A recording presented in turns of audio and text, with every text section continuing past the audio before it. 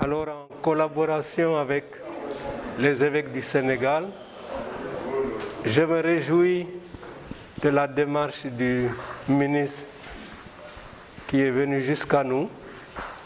Cela rentre dans le cadre de la sensibilisation par rapport aux grands défis auxquels nous devons répondre aujourd'hui, le défi de la santé des populations face à la pandémie de la Covid-19.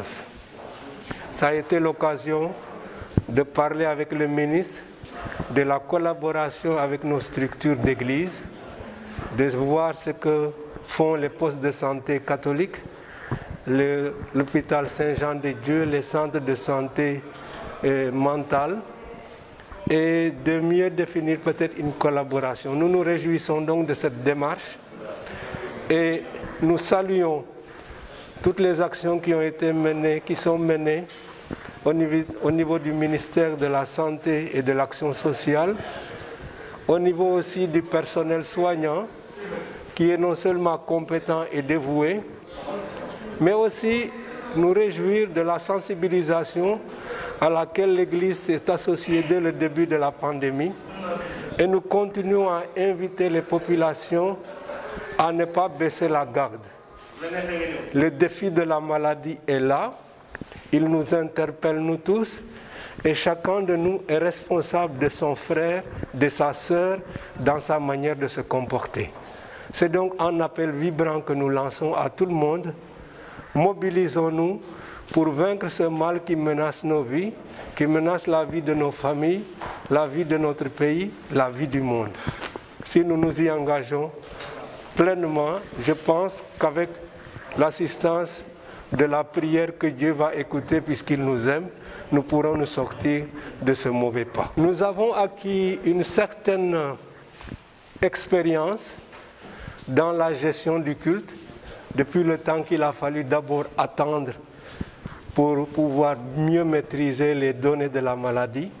Aujourd'hui, cette expertise permet quand même de sécuriser au maximum les cultes que nous faisons. Mais cela va continuer avec une persévérance dans le respect des mesures barrières.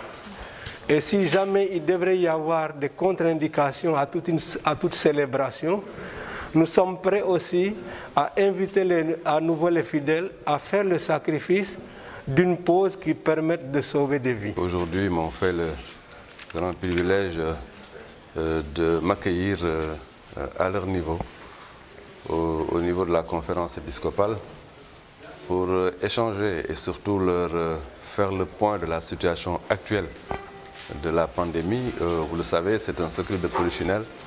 Le Sénégal est dans une riposte dans le cadre de la deuxième vague.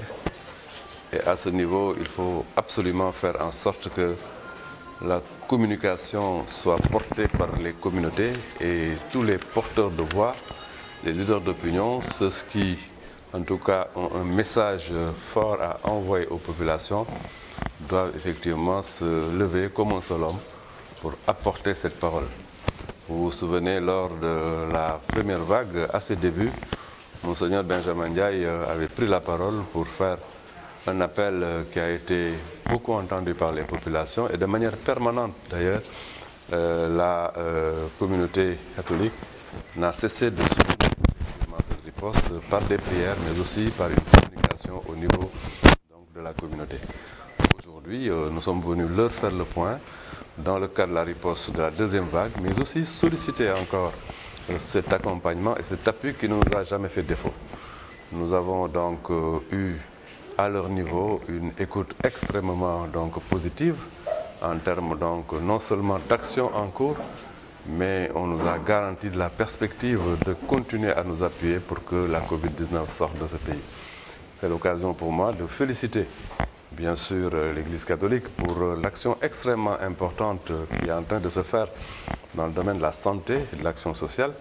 Vous savez que donc il y a plus de 75 postes de santé qui en tout cas sont aujourd'hui gérés à leur niveau et qui contribuent de la manière remarquable à la prise en charge des besoins de santé dans le cadre de la pyramide sanitaire, sans compter l'action de l'hôpital Saint-Jean-de-Dieu qui est une action formidable au niveau des établissements de santé, mais aussi dans la santé mentale il y a un travail important qui se fait au niveau donc, du dispositif Dalal Khel.